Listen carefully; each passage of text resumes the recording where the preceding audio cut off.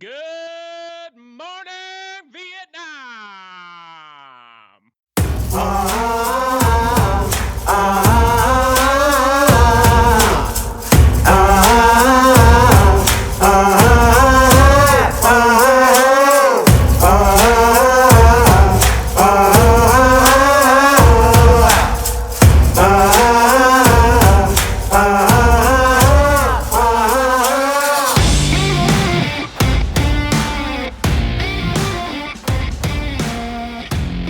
Hey, what's up, everybody? Welcome to episode number 100 of the White Knuckle podcast, powered by Ozonics, undetectable, undeniable. Thanks, everybody, for tuning back into episode number 100 of the White Knuckle podcast. Obviously, today we had much different plans, and when I say we, Todd and I had much different plans for our 100th episode. We talked about it often. Our last conversation about it was actually the Saturday that he went shed hunting. As painful as it is to think about it and talk about it, I know that Todd would all want us to, in many ways, celebrate his life, and that's what today's going to be. It's going to be a celebration of Todd and lots of fun memories of Todd.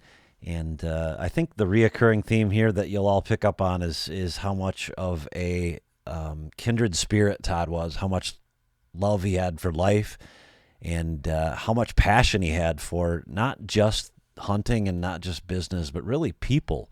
So today we'll get a listen back on a whole bunch of different folks' memories of Todd. We'll probably have 2, maybe 3 episodes, depending upon how many people want to share their stories. If I didn't get a hold of you and you do want to share a story you have about Todd, please contact me via my email, which is jason@whiteknuckleproductions.com. For any of you who have asked, and I completely understand why you're asking, I just want everybody to know that the show is definitely going to go on. We're going to continue White Knuckle. It's a conversation that, oddly enough, Todd and I had in the tree this year. And absolutely, we will be continuing White Knuckle. We'll be continuing it in the way that Todd would have wanted us to continue. So buckle yourself in. We still have huge plans for 2019, and I think, it's definitely going to be a special year. It's going to be a hard year, but it's one we'll all get through together. So I just want to say from myself and the rest of the team, we appreciate all of the support that we received over the last few weeks and in the last month now. It's been hard to put this show together and listen to it and edit it. Quite honestly, it's taken me probably close to 2 weeks just to get through the first 50 minutes or so. So with that, let's get the show back on the road. Here is episode number 100, a tribute to Todd.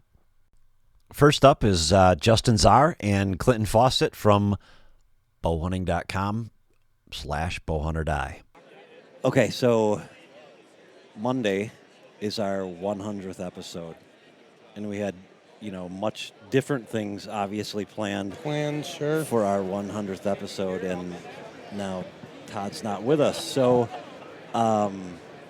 being here at the Iowa show, I thought it'd be a good idea to get as many people together as we could and talk about your favorite Todd memory. And I know that you have a bunch. Yeah. For as long as I can remember going to trade shows, etc., you guys, I don't know if you were with Todd Graf right away. I was. So if we were to kind of rewind back, I met Todd Pringnitz when I first started working with Todd Graf. So we were talking almost 15 years ago. Sure. Before bowhunting.com, bowhunterdie, White Knuckle, anything, before any of this existed for any of us. I met Todd at an ATA show. He was working in the Lone Wolf booth with Andre, actually, at the time. Todd Graf and I were launching a kind of a blog program on huntingnet.com when we still had that website. And I was looking for people to write stuff for us. And Todd Pringnitz and I were about the same age, young, energetic, kind of crazy deer hunting fools. And so we kind of just hit it off talking in the Lone Wolf booth, and kind of just became buddies at that point. And then Todd started writing some blogs for us back in 2006, I want to say, something like that. Yep. Yeah, and then he decided to start White Knuckle, So he up and moved to Iowa. I didn't even know he was moving to Iowa. He was living in Michigan at the time, moved to Iowa. And I emailed him, and I was like, hey, dude, just what's up or whatever. And he's like, oh, I sold my house and moved to Iowa. And I'm going to go just like hunt deer. And I was like, okay, sounds great. And that's when he kind of came up with the idea for White Knuckle. Right. And so through our other company, through Rhino Group, we actually helped him with the logo design, the first website. We actually designed the first 3, I want to say, DVD covers for the White Knuckle videos. And he's the person that pushed Todd, Graf, and myself to get a camera and go film hunts to be part of White Knuckle. Like, we weren't filming anything before then. And Todd Pringnitz was like, dude, I'm starting this thing, and I want you guys to be a part of it. Like, I'm a part of Hunting Net. So we went and bought Canon GL2s back in the day, tapes and SDs. Yeah. And this is before, like, there was good camera arms. I was using some piece of garbage thing. I don't even remember what it was called. And we went out and started haphazardly trying to film our hunts for White Knuckle Productions, in the original early days. I mean, that's my first kind of memories of Todd were hanging out at the ATA show. And it's funny because my first real memory of Todd, besides meeting him, was the following year at the ATA show. It was in Atlanta when they still used to do it there. We were hanging out at the bar, go figure, right? And, what? And at the I don't believe you. At the end of the night, in a group, imagine me, Todd Pringnitz, Tiffany Lakoski, and my buddy Freddie Lagos from Archer's Choice. It was the 4 of us standing around, drinking some beers, just BSing about deer hunting. And this was when the crush was, I don't even know if it was it was called Getting Close, I think at the time. They were just starting. And it was the 4 of us just sitting around at a bar, at a hotel, drinking beers, talking about deer hunting. And that's before, all of this became what it is today. So crazy to look back, all those years ago and see how everything began. Yeah, definitely. Been a lot of water under the bridge. Yeah, you could say that. Things have changed, and to me, what's crazy to me is I come in this booth, right, at Tree Thrasher, and I see some of these pictures of Todd with all these deer that he's killed, and I'm like, holy crap, he killed a lot of big deer. When I first kind of became friends with him, he just was starting to kill some better deer down in Illinois, and then he moved to Iowa, and it was like, man, he definitely outpaced me on the big deer, on the big deer killing since those early days, and it's crazy to see, where things kind of ended up, with the starting of Tree Thrasher and some of those pictures. I'm like, man, I guess I just didn't realize, time slips by all of us so quickly, and until you get, all those bucks lined up, I was like, holy crap, he did a hell of a job. He really evolved a lot in the last 6-7 years on killing the big deer. Like, once he hit his stride, it was solid. Like, bang, bang, bang. I'm still waiting to hit my stride. By the way. Before you go too far, I'm Clinton Fawcett.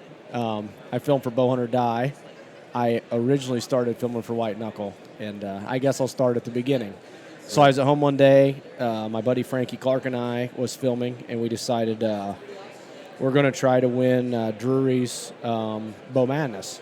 Right. So we got involved in it, and we were filming every day. And Frankie's a laborer. He was working at the powerhouse, and he had 2 nights the whole season where he had to work overtime. And both those nights I killed a big deer off camera. So that taught us a very valuable lesson. If you're going to film, you got to film every day. Back then, nobody was self-filming, right? Sure. So you went with your buddy. That's what Frankie and I do. We hunt together. So I killed 2 nice deer. We didn't get either on video. If we would have, we would have won, and that would have changed the story. But we didn't, and I decided, we want to do something. So we had found White Knuckle on the internet, and the logo, right? I mean, I loved the logo. That was the thing. And so I still remember I was at my wife's mom and dad's house, and I told him, I want to do this, blah, blah. She's like, she's an English major, so she's like, I'll just type this up.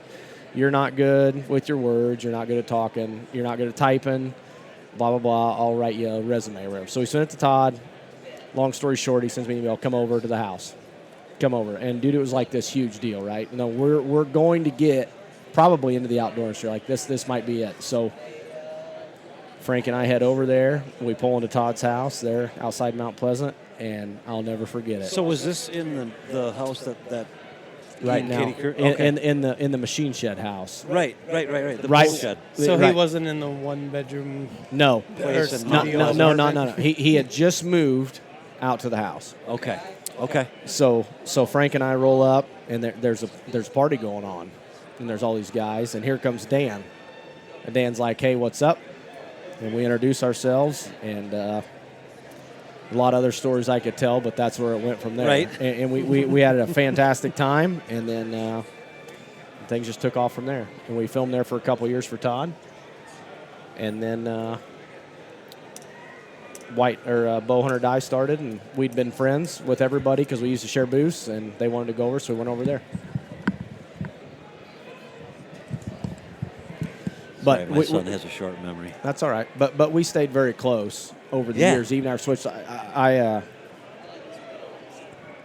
never forget. Todd was not big on food plots. Like, he hated food plots. You don't need food plots to kill deer. And wanted to plant some food plots, so I drove from Central Illinois. My dad and I with a dump truck, my tractor, and my 4-row John Deere planter, and we drove over to Todd's. And Todd decided that was when him and Dan was hunting shipwreck, and we're going to plant some corn. Oh my goodness. Todd Okay. didn't have anybody to plant anything. He didn't know anything about it. So we drive over from Illinois. Todd lives about 2 hours from me. We hauled everything over there, and we planted the corn, planted some beans, and that's where he almost killed shipwreck that time when he had that encounter with him down below the house cornfield. to the left, Yep. up on the ridge. And it was a good time. And then Todd and Justin had talked to Frank and I about coming over to. They were going to start Bow Hunter Die. They stole you. Let's just Long, call it long what story it is. short, right? I I like mean, to call it poaching. poaching. We I mean, I'm not That's a going to more lie. It appropriate was term. it was more Todd than it was Justin. But Oh, I like this. Yeah, I'm but absolved I knew I knew what Frankie would want to do, and I never quit anything before in my life. Never, not one thing. I never quit a sport, never quit a job. My parents would never let me quit. And I had a brand new Elite with white snow camo sitting in my closet at home. And I come home from the Madison show, and that bow was sitting there, and that was the bow I wanted. You know, I loved that bow, and this is the way it looked. And Frank and I decided we were going to go to Bow Hunter Die. And I called Todd, and I said, "Are you going to be home tomorrow?" Because I wasn't going to tell him over the phone. I was going to drive over and talk to him about it. And he had said, "Dude, if you're going to do something different, it's okay just talk to me about it." And I'm like, "No, I really want to come over to the house and talk to you." He's like, "Dude, you don't have to come over to the house." So we talked it out on the phone. He had no hard feelings. You know, we loved each other. We had a great friendship for years. I sent him the bow back the next day. He gave it to one of the other guys that was hopefully successful with it, and we've been good friends forever. You know, and I think the funny thing about Todd Pringnitz, right? We all knew each other for a lot of years, like all the guys standing right here. And when I think about Todd, you think of him and you talk about him kind of as a brother, right? Mm-hmm. But nobody's got a brother that they didn't want to kill at some point in their lives. Exactly. Right? And Right. that was the fun thing about Todd, you know, Right. like, believe me, there was times when him and I were button heads and we wanted to probably kill each other. And I remember one time, like, he was getting on my ass about something with White Knuckle, and I was like, I am going to drive to Iowa and beat this guy's ass, you know? But, I mean, that's just kind of what brothers do. And then you get through that, and everything's good. I mean, that's just kind of part of life, and that was part of dealing with Todd Pringnitz. You know, he was a very energetic, outgoing, enthusiastic, like just kind of spastic person. When you look back, like, there's not a lot of people that you meet in your life that are that way. You know, and when we come to these types of shows, you walk by these booths, right? And some of these people are like zombies. They're just sitting in their booth waiting for you to come up. And, like, Todd was always just so outgoing, so like genuinely wanted to engage with people, and he was so excited about other people's experiences with deer and deer hunting, and like that enthusiasm, like you couldn't fake it, right? Todd's enthusiasm for all this stuff that we do was never a fake, which is something you see a lot of, I think, in the hunting and outdoors industry, is kind of fake people, and Todd just wasn't one of those guys. Right. And I think that's what endeared him to a lot of people, and definitely to me. Like, you know, it's a shame when you have to sit and say, like, when I look back on these things that they stand out to me. You wish that they would be more apparent to you when that person is still here. But I guess it's just human nature. We get caught up in our day-to-day kind of stuff, and we tend to overlook it. And then you look back on Todd's life, and you say, man, like he touched a lot of people, impacted a lot of people. I can't tell you how many shows we went to, and there was guys walking by with White Knuckle shirts on, Right. Wicked shirts on, Tree Thrasher stuff. Like, I mean, that was Todd. Like, he was out there just promoting and pushing, and just his enthusiasm was infectious. There's not a lot of people that ever met Todd that weren't like, damn, that dude is freaking hardcore about his deer hunting. Right. That he just had that effect on people, which I think is so cool. And the only, I guess the one memory I want to share of Todd that in my mind stands out the most was when he first started writing for Hunting Net. He invited me to come down and hunt with him and Wally late season. They had a lease in Illinois that was in central Illinois somewhere. We It was were over by Chandlerville. It was Chandlerville. Okay, Right, so it was we were across the river from my house. Sure. So we were in Chandlerville, and we ended up at some no-name little bar in Chandlerville, It was the right? county line. And at the end of the night, remember these everyone's hammered, and Todd Pringnitz is playing Fred Bear by Ted Nugent, literally like on repeat for like an hour. And just we're singing at the top of our lungs. There's like 8 people in the bar. The bartender, me, Todd, Wally, and a couple other like young kids that were in town hunting actually. Right. And we are playing Fred Bear just over and over and over again, singing at the top of our lungs like a bunch of young idiots, And like to me, like that's like I just remember like being there in that moment and looking around and being like, this is kind of what life is all about, man. Right. Like these experiences, and yeah, shooting big deer is great, and we all want to do that, but these other experiences with people that you enjoy being with, like that's what makes life worth living. And I think that's what Todd always kind of brought to the table, was that just crazy enthusiasm, that was just infectious to everybody around him.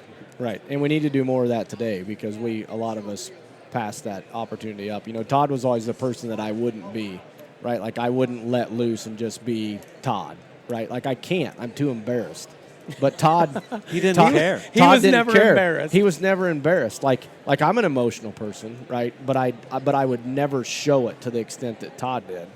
Sure, and he was the Walter Payton video, right? Right. Like how many views did that thing get? Like 2 million? 7 million. 7 Well, Right.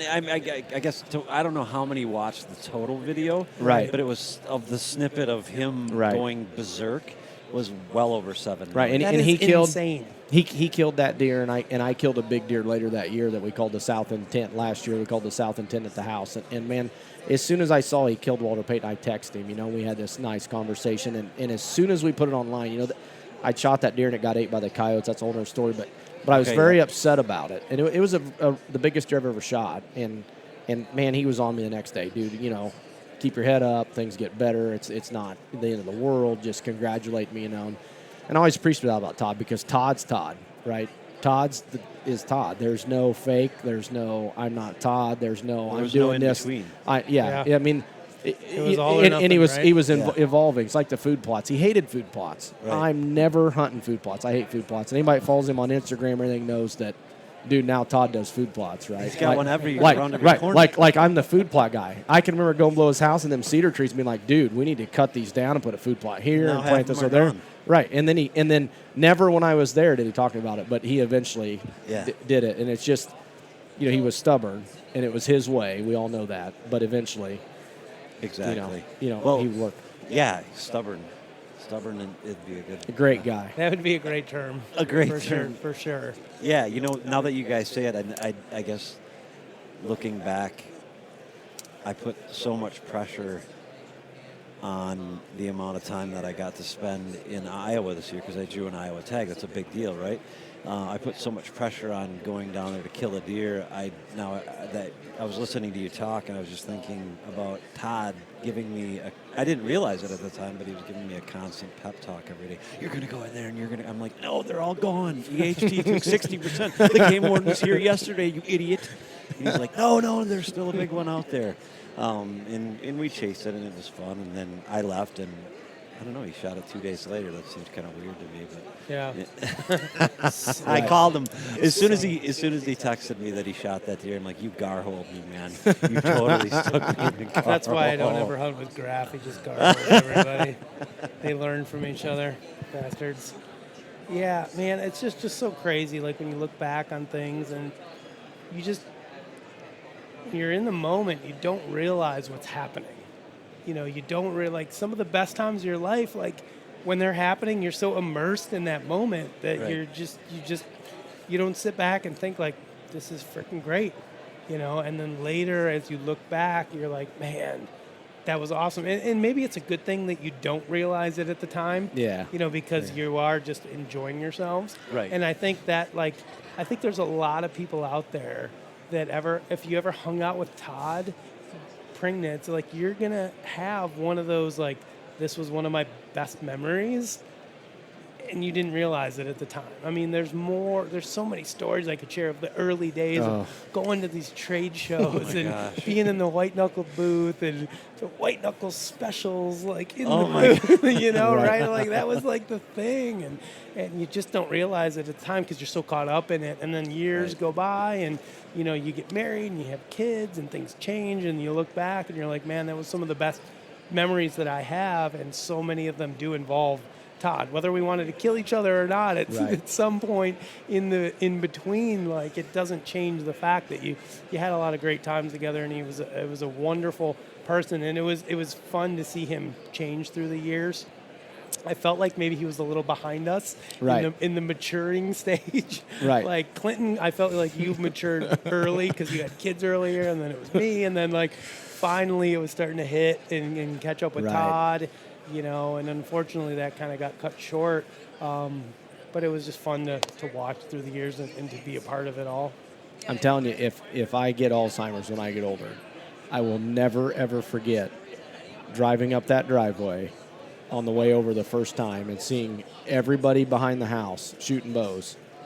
And Frank and I just nervous as crap. Maybe Frank wasn't, or he would never admit that he was. But I was like, man, this is it. We might get to do what we've dreamed of doing. And we walked back there, and it was a bunch of guys like us drinking beer, having a good time. And I could tell stories all night about what happened that night.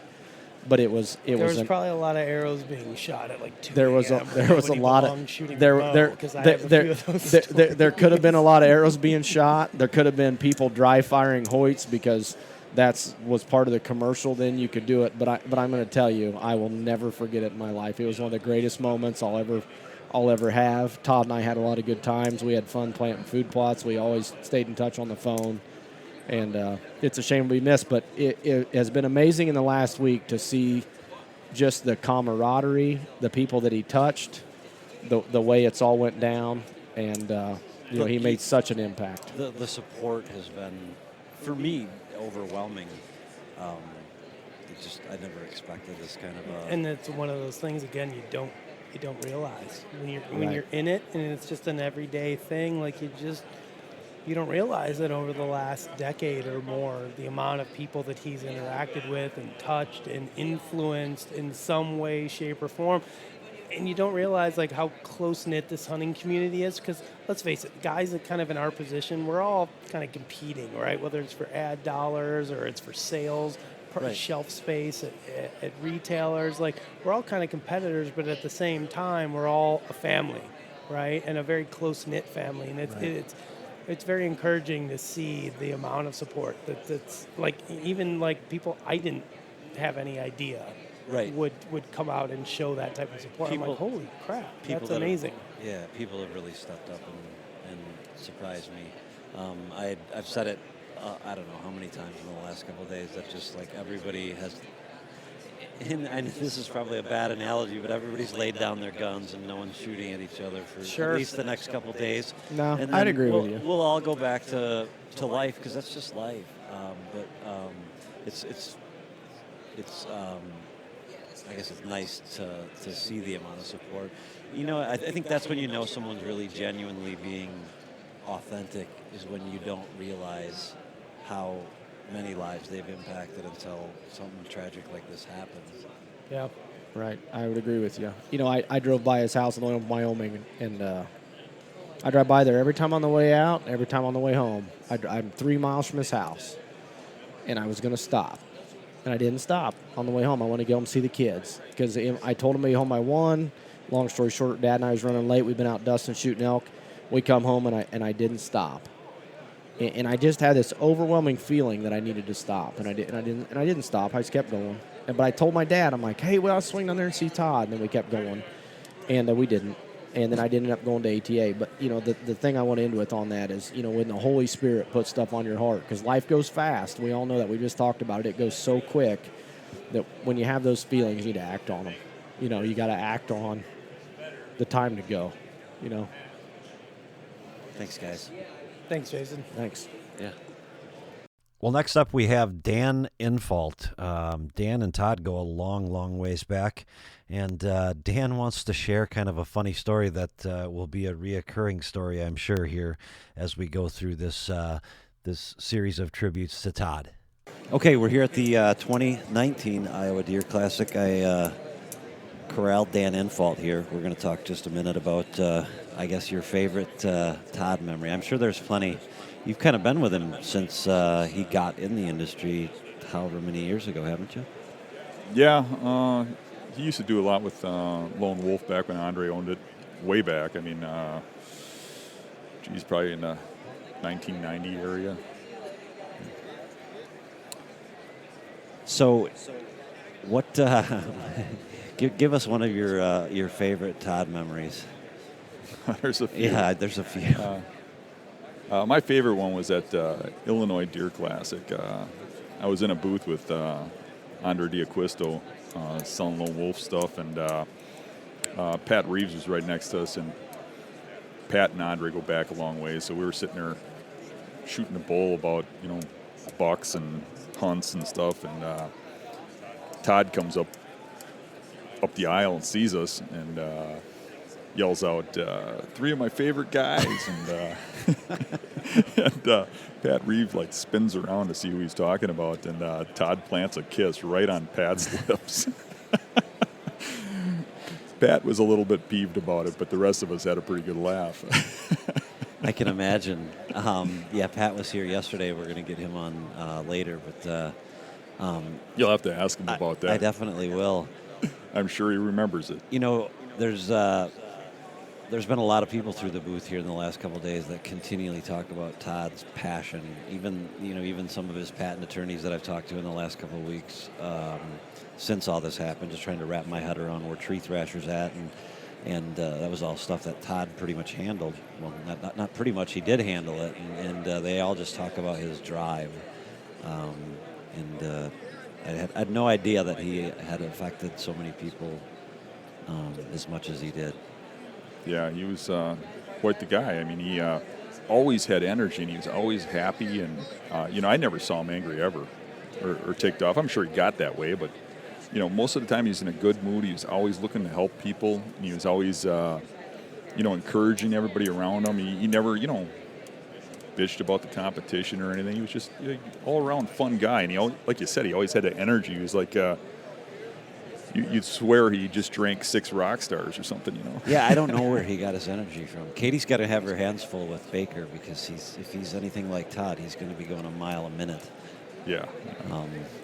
Well, hey, we're just recording short snippets here for the show that we're doing. It was supposed to be our 100th show on Monday, and that'll be delayed a little bit. But obviously, what we had planned isn't taking place, so we're going to just sort of pay tribute to Todd and talk to as many people as knew him. He was quite a personality. Yeah, we need to just, not dwell on what happened and think about all the great things he did and move forward. Right. Well, next up, we've got Pat Reeves from Driven TV. Pat's going to talk to us about one of his memories of Todd, which will be very similar to Dan Infault's, but it's just as funny nevertheless. So here is Mr. Pat Reeves. All right, we're back here at the 2019 Iowa Deer Classic. I've got Pat Reeves in the booth. And Pat, I've heard about a story with you and Todd. I don't know how long ago it is, but it sounds like you guys had an intimate moment where you were in a crowd. And maybe Dan Infault was there. I knew you were going to talk about this. I heard Todd like totally laid one on you. Oh my God! You know what?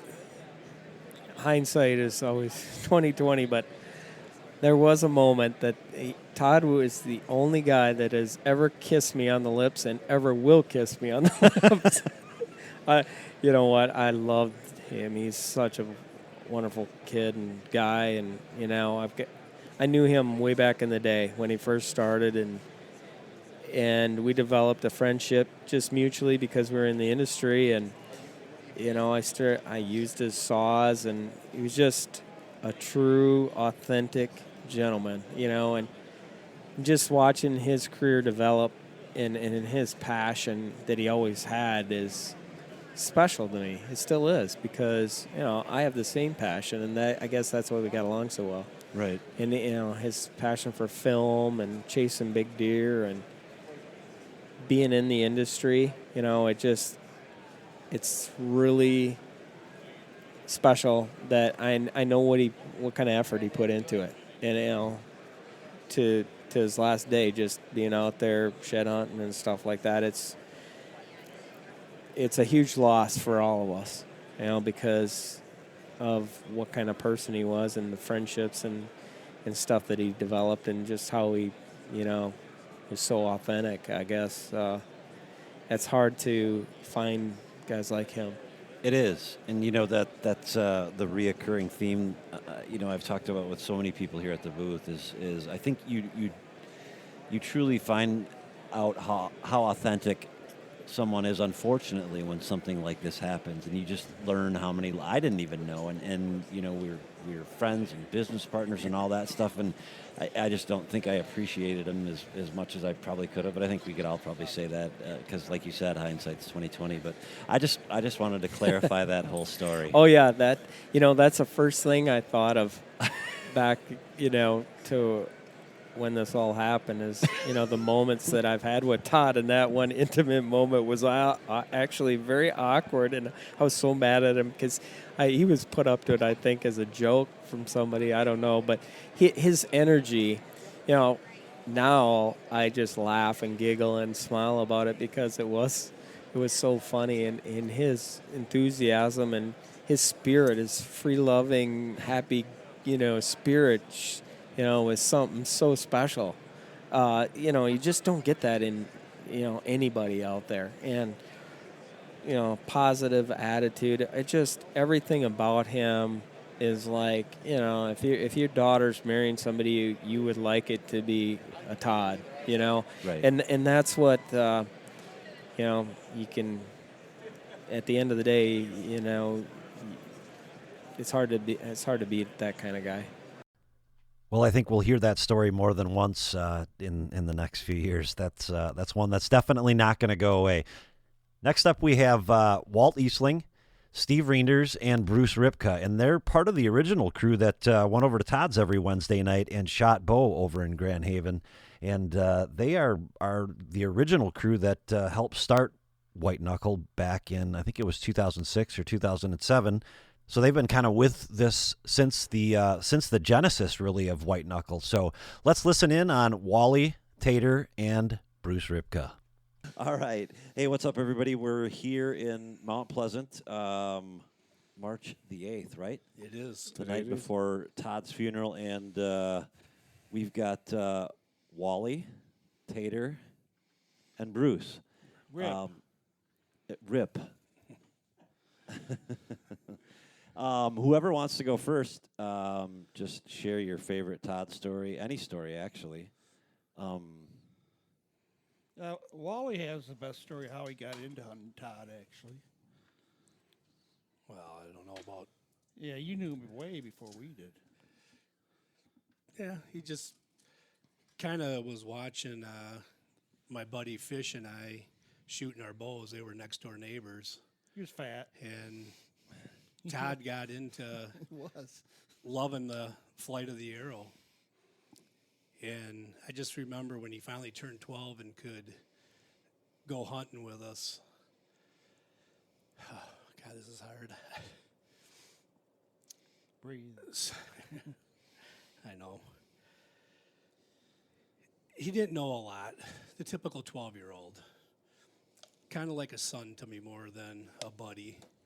I was there when his mom and dad brought him home from the hospital. And the kid just had the passion from 12 years old. And took him down the normal trail. And coming from Michigan, it's a lot different. Our traditions were different. You know, hunting's been around for so long. People hear the old words of brown, it's down. And that's the truth with a lot of Michigan hunters, myself included, there for a long time. And Todd, you know, typically wasn't very successful at first. And then I took him behind my mom and dad's place, and he got his first deer, a little tiny fawn doe.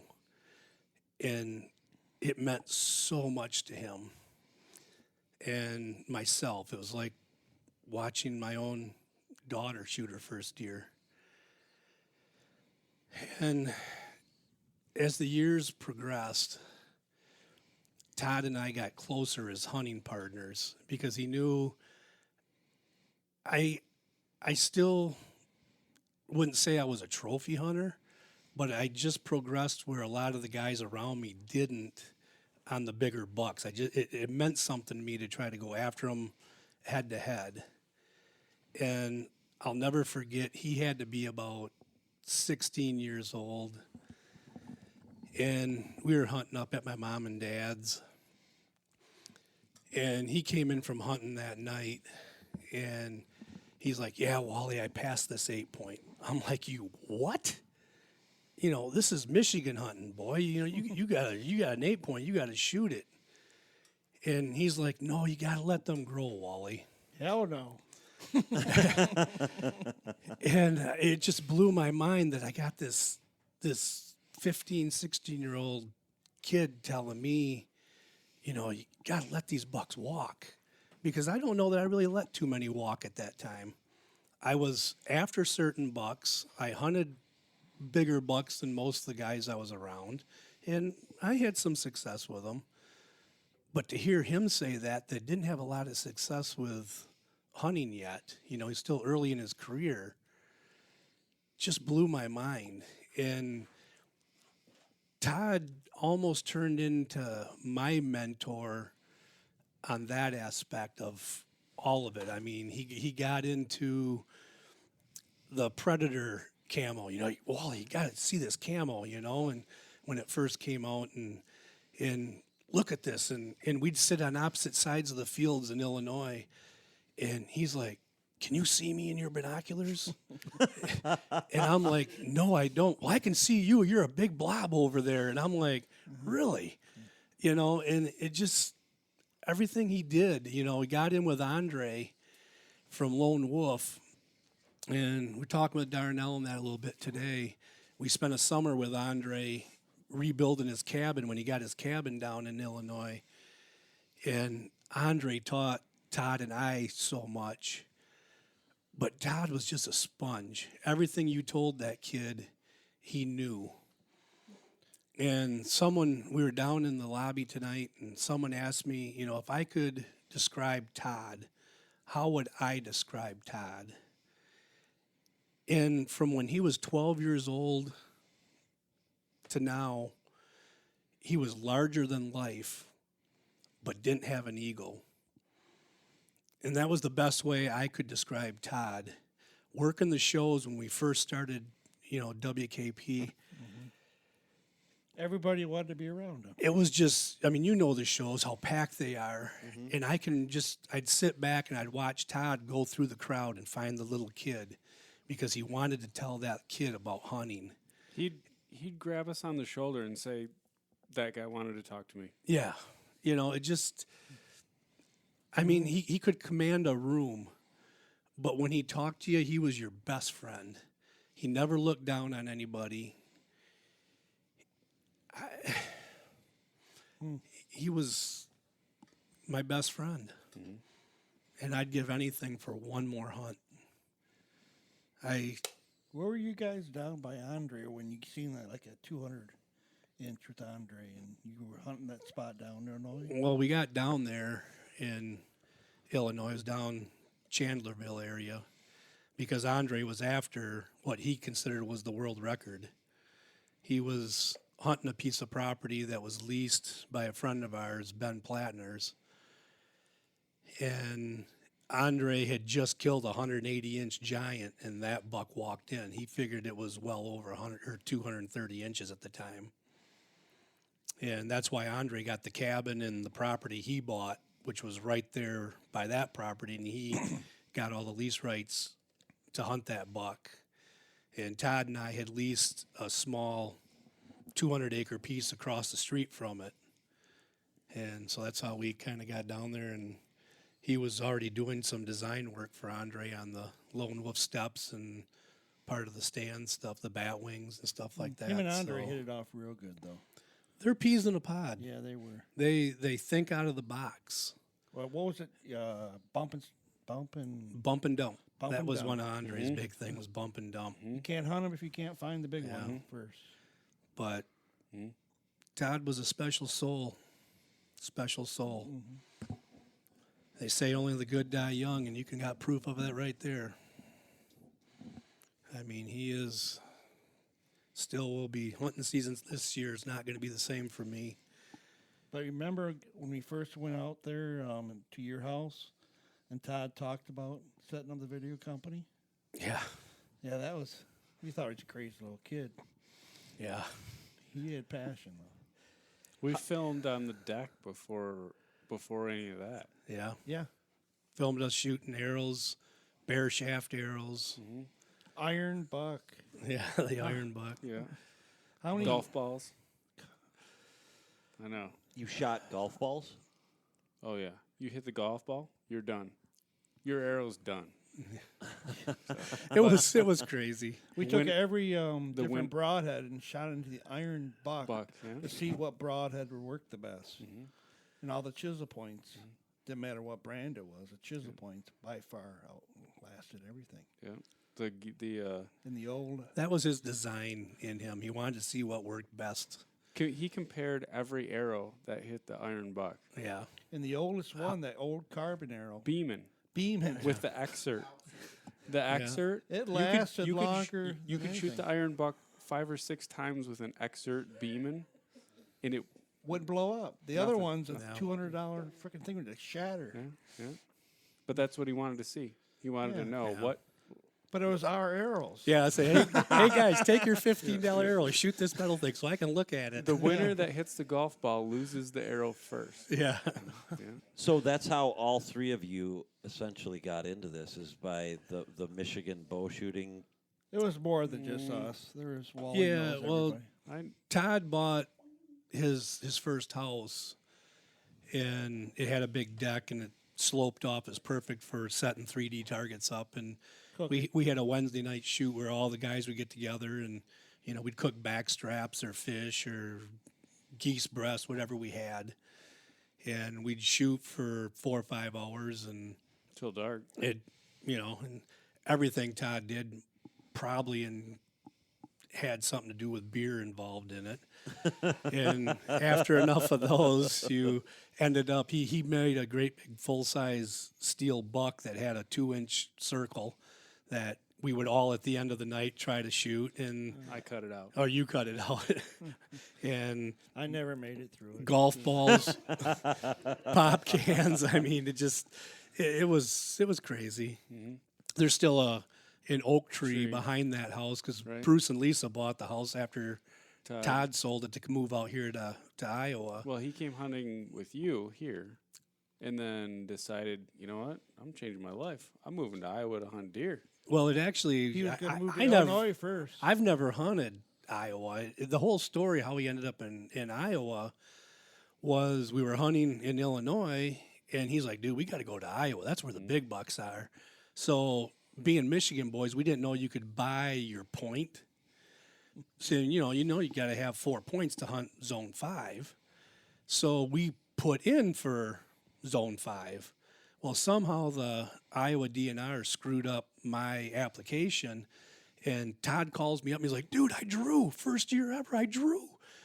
And I'm like, I don't know. So I looked it up, and they gave me a gun tag. And I'm like, well, I don't want a gun hunt out there. So I had to call the Iowa DNR, and they're like, oh, yeah, we got your application right here. We screwed up. We'll give you 4 points that you can use anytime you want, but not this year. So Todd's like, well, dude, we got to go out and find me someplace. This was to hunt. all on your first try. Yeah. Oh my gosh. Very first try. And so Todd's like, we got to go find property. So like, okay. So me and him packed up on a Friday and took off, headed out here. And you know Todd, the gift of gab. Sure. And every farmhouse we went to, he'd go up and, you know, we'd knock on the door. Yeah, we're from Michigan and looking for a place to hunt. Oh, yeah, you can hunt here. And another guy, oh, yeah, you know, I'll help you work on your barn. Oh, yeah, you can hunt here.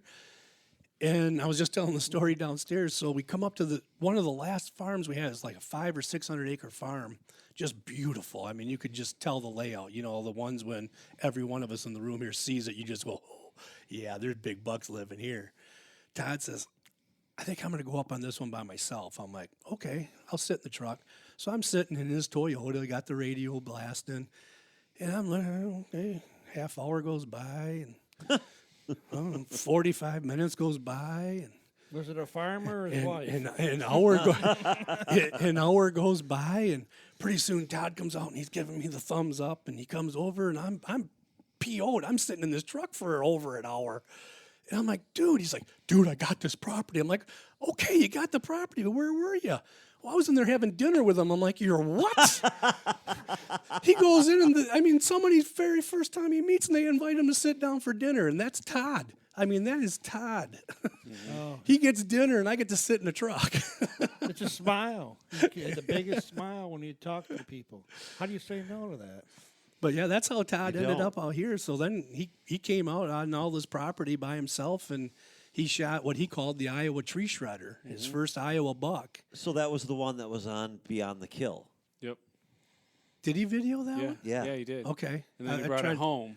Yeah, because And we were like, I had to take pictures What of is- it. I mean, in what typical is this beast? typical Todd, we got snow on the ground, and well, we got to go out behind Jim Montgomery's house and take these pictures, but we can't mess up the snow. So we're trying to carry this beast of a deer out there. Well, you walk in my tracks, and then you got to lay down out in the snow and take pictures so that none of the snow is messed up by him and the deer. And it's like, are you Can we serious? say anal? He was anal.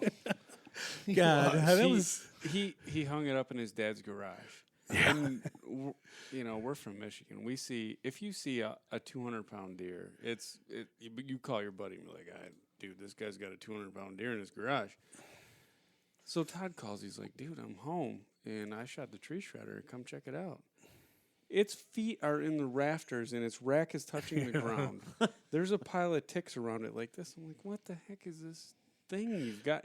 Looks like an elk. You shoot this from a farm? Biggest deer I've ever seen in my life. And I'll never forget the day when him and his dad were out there and they're staring at this thing, and I was like, man, what the heck are you doing out there? And he's like, that's what I want to do. That's what I want to do. I want to go out there, I want to shoot these deer, and this is my future. That's So, passion. Just plain passion. Yep. That's what he did. Yeah, ever since he brought that deer home, I'll never forget that time when him and his dad were in the garage, and we were all staring at this thing like, where in the heck does this thing even come from? Is this even a deer? I mean, I'm like, what is this thing?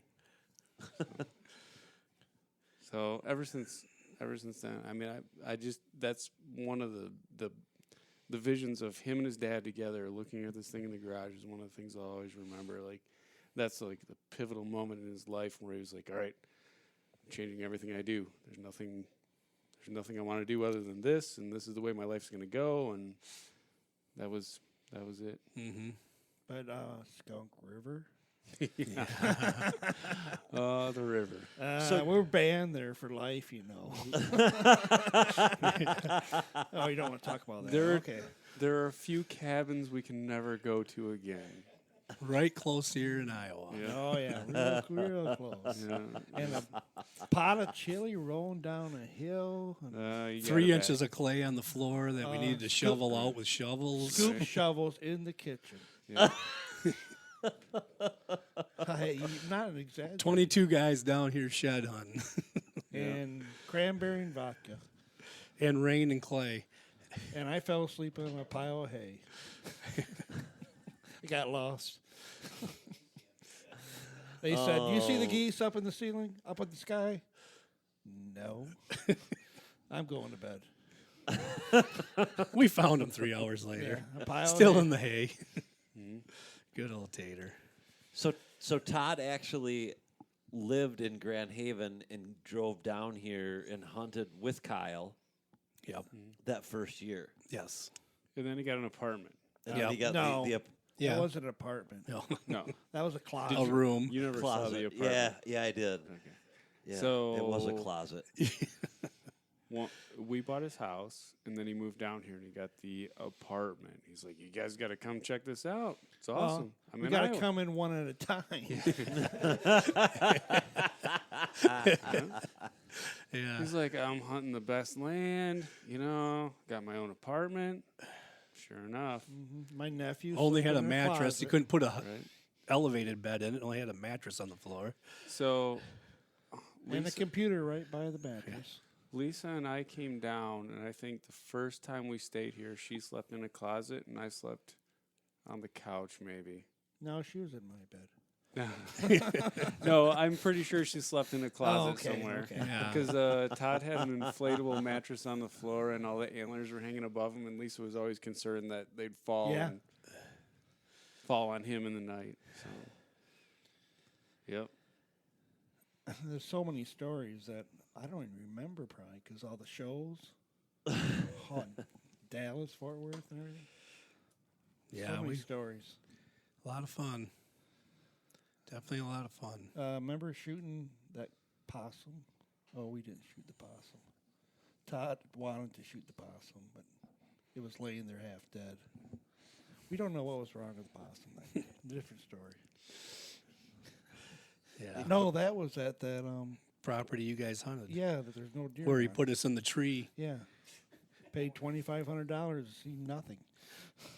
We were telling these guys while you were working on this. Todd had some property in Brown County that he leased and just saw all these giant bucks. And then the next year, Tater went in on it with him. Well, EHD struck bad, and we couldn't find deer anywhere. So then Todd's trying to help us out because he knows, no one's seeing deer. We're not videoing anything. He's like, "You guys got to go over to this stand. I got this perfect spot. Go down this field, cross over, down on this point." He said, "I already got a tree there." He said, "It's got steps going up it." We're like, "Okay." Well, you look at me and Tater. Okay, we're not Todd. We might be pushing the 200 limit. 150. Speak for yourself. But he puts us up in a 4-inch diameter tree with a 5-mile-an-hour wind. And I'm not talking, that's not a lot of wind. But we were moving about 3 You were feet. We looked like moving. a grandfather clock up there, a pendulum swinging back and forth. We just looked at Todd and went, "What are you doing?" And there's weight limits with us too. You gotta realize this.